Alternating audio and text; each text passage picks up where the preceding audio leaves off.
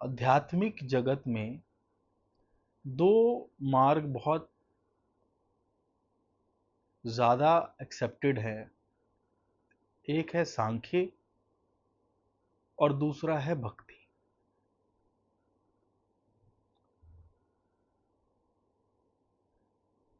जो सांख्य का रास्ता है वो है अपने आप को जानना कि मैं ये शरीर नहीं हूं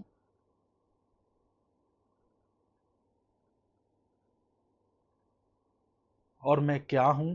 जब इंसान पूरी तरीके से इसको जान जाता है तो उसे पता चलता है कि वो इस शरीर से लिमिटेड नहीं है और वो अपने आप को अहम ब्रह्मास्मि कहता है।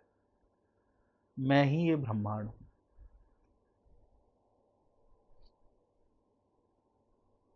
बट उसके अंदर मैं खत्म नहीं हो पाती। ठीक है, उसके अंदर कुछ सिद्धियां आ जाती हैं क्योंकि वो अपने आप को ये शरीर से हटा के स्पेस मानने लग जाता है।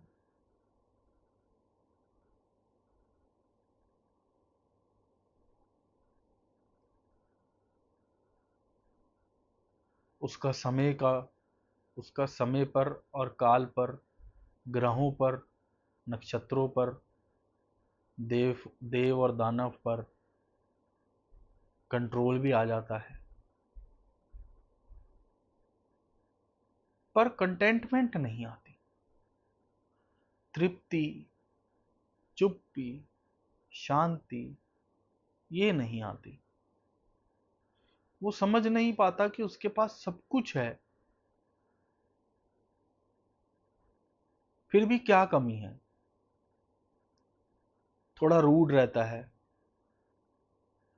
इन शॉर्ट, प्रेम नहीं आ पाता क्योंकि अभी भी मैं बचा हुआ है।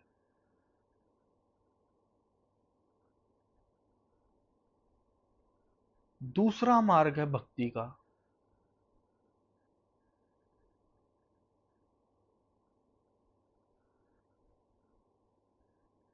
इस मार्ग के अंदर अगर एक सच्चा भगत है तो वो अपने सारे डिसीजंस, सारे एम्बिशंस, सारी होप, सारी डिजायर, विशेस, सारे कर्म,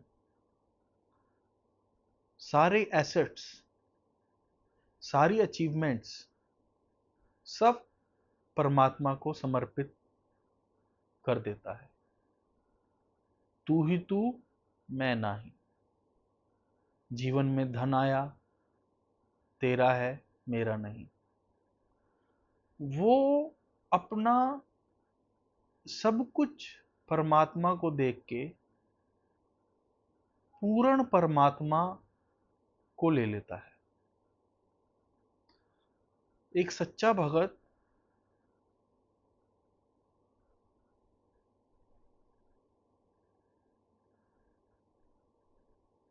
anything that vibrates, anything that belongs to this body, चाहे वो उसके अंदर की शक्ति हो, बाहर की शक्ति हो, धन की शक्ति हो, पद की शक्ति हो, बुद्धि की शक्ति हो, ज्ञान की शक्ति हो, वो अपना सब कुछ प्रभु को देखे और प्रभु को ले लेता है। उसके पास कोई भी पैरानॉर्मल पावर्स तो नहीं आती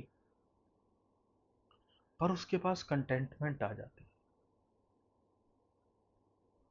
क्योंकि जैसे ही उसने पूर्ण परमात्मा को समर्पित हुआ वैसे ही मन चुप हो गया, मन शांत हो गया। जो सांख्य योग वाले हैं वो ये देख के हैरान होते हैं कि ये किस चीज की खुशी मना रहे हैं। इसके पास तो ये भी होश नहीं है कि ये शरीर है ही नहीं। वो ये सोचते रहते हैं कि जब ये शरीर छूट जाएगा तब क्या करेगा। और जो भक्ति योग वाले हैं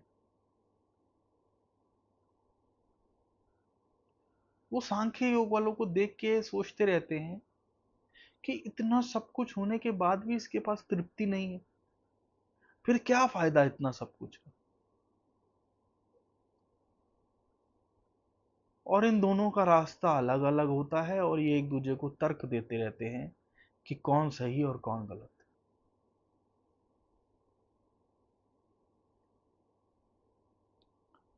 कहीं ना कहीं दोनों ही गलत हैं,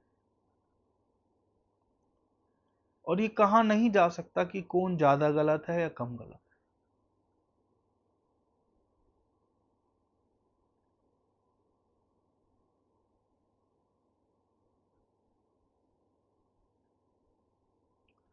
दरअसल जो पूर्ण ध्यान है वो इन दोनों का पूर्णता मिक्सचर, मतलब दोनों को 100% एक्सेप्ट करने से ही होगा।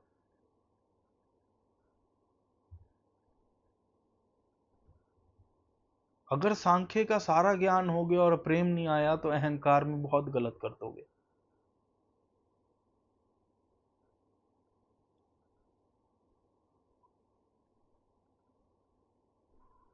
और भक्ति में पूर्ण समर्पण कर दिया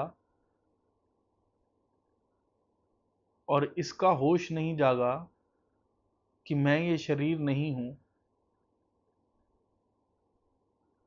तो भी पूर्ण नहीं हो सकते।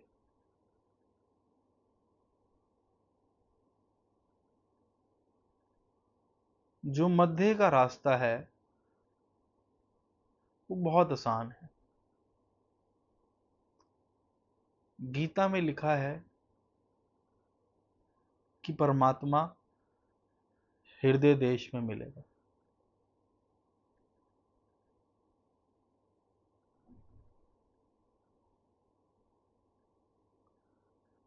और ये भी कहा जाता है कि आप परमात्मा के एक अंश हो।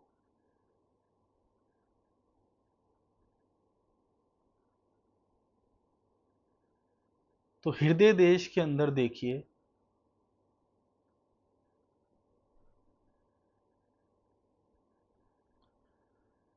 ना तो वो कोई रंग है,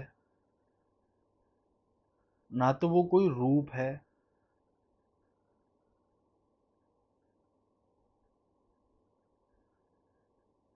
no size, no colour, no identity, Niranjan.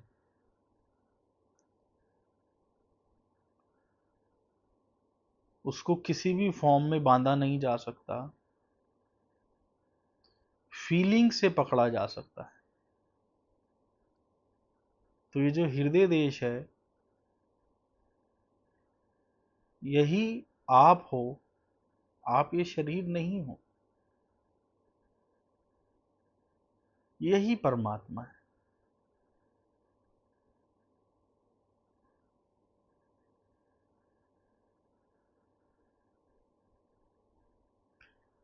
अगर आपने पहली बार ये ऑडियो सुनी है तो सांख्य को साधने के लिए मैं ये शरीर नहीं हूं, और हृदय देश में होश पूर्वक बोलिए ये मैं हूं। मैं ये शरीर नहीं, ये मैं हूं।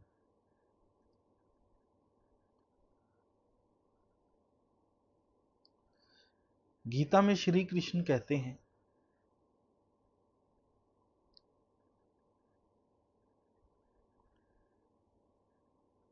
कि जैसे एक बालक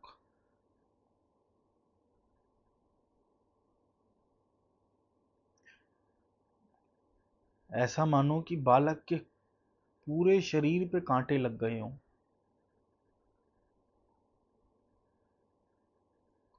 जिस प्रकार वो रोता रोता अपनी मां के पास जाता है,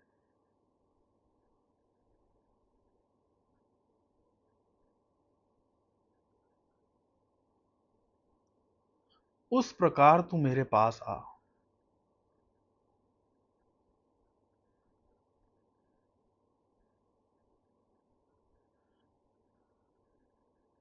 इसके पीछे का तर्क क्या है?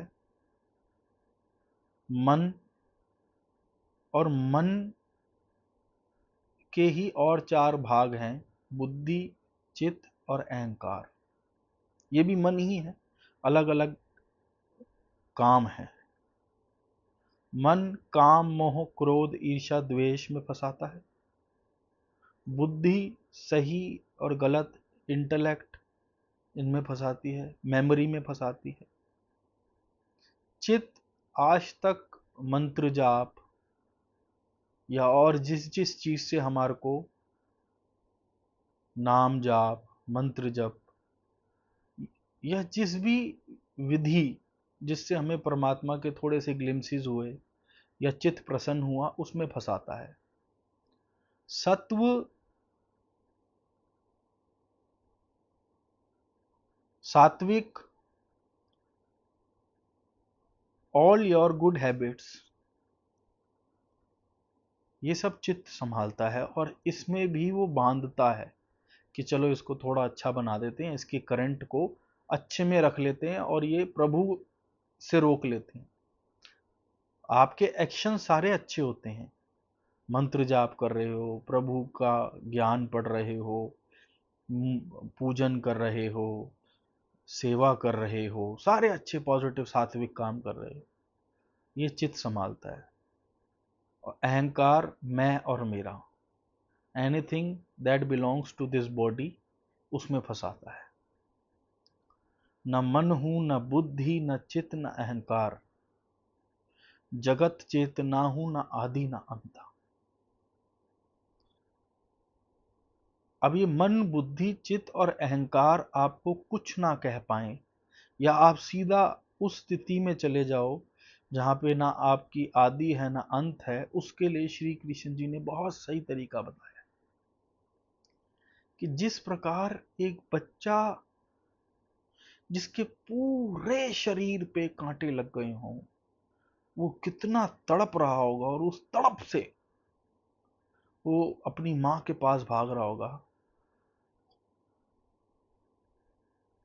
अब इसमें भागना नहीं है, ऐसे नहीं कि आप हृदय देश में अंदर भागने लग जाओ,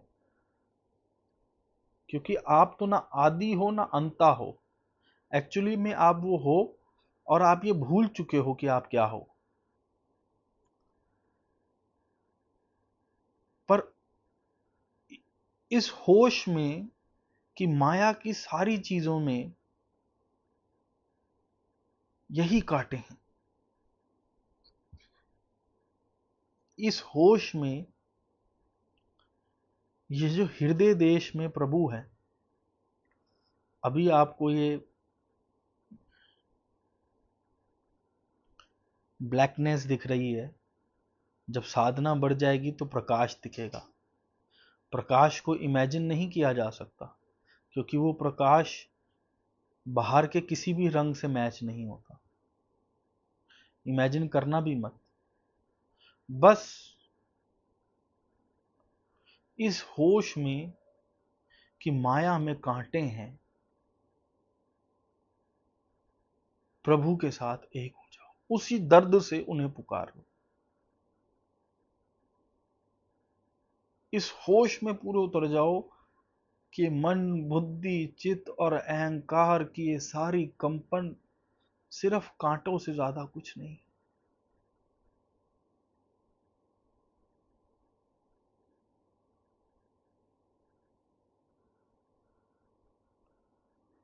ऐसे में कुछ संत क्या करते हैं कि माया को छोड़ने की कोशिश करते हैं। नहीं, माया को छोड़ के कहीं जंगलों में नहीं जाना। किसी भी, श्री कृष्ण ने भी माया को छोड़ने को नहीं बोला। श्री कृष्ण ने बोला है कि माया को पकड़ो मत।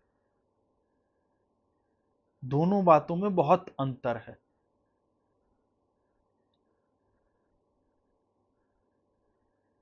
जैसे चंदन के पेड़ पर सांप लिपटा होता है,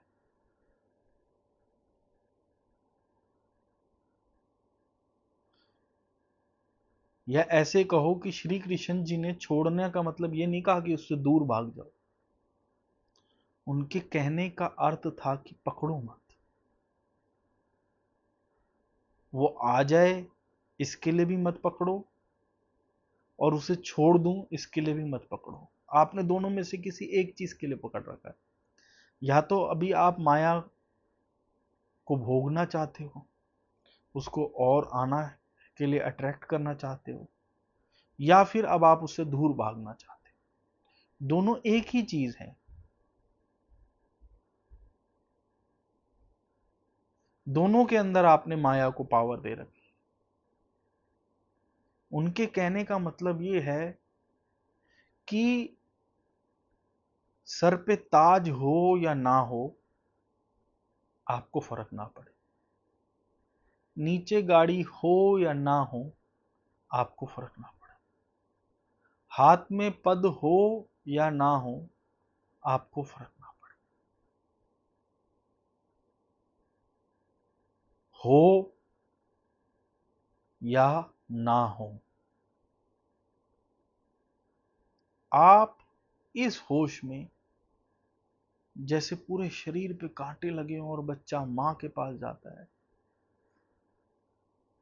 हृदय देश में बस उसी दर्द से कि माया ने बहुत खेल खेल लिए, और प्रभु के होश में रहो।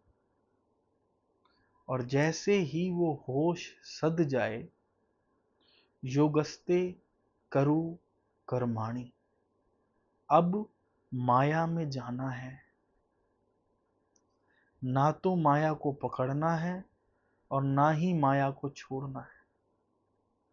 माया में रहना है, बिना पकड़े, बिना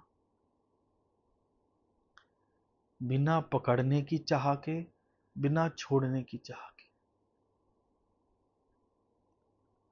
पकड़ना किसको है? प्रभु को, वो ना छूटने पाए। युगस्ते करु कर्माणि, टेक्निक आपको बता दी है कि अगर चाहते हो कि जब आप प्रभु को याद कर रहे हो तो ना मन आए, ना बुद्धि आए, ना चित्त आए, ना अहंकार आए, और वो स्थिति आ जाए, न मन हूं, न बुद्धि, न चित्त, न अहंकार, जगत चेतना हूं, न आदि न अंता। तो इस होश में कि इस माया ने बहुत दुख दिए हैं प्रभु, बहुत बार उलझाया है, प्लेजर को सुख मान के मैंने बहुत दुख लिए हैं।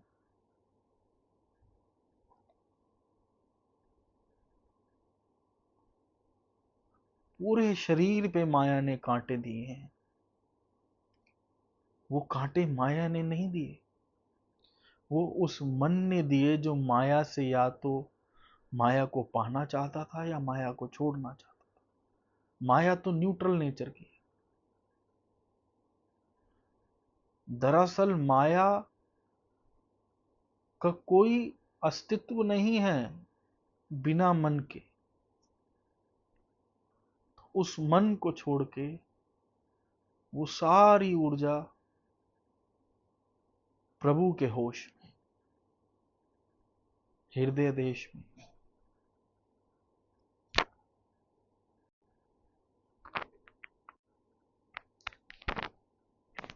इसी को ही माइंडफुलनेस भक्ति कहते हैं।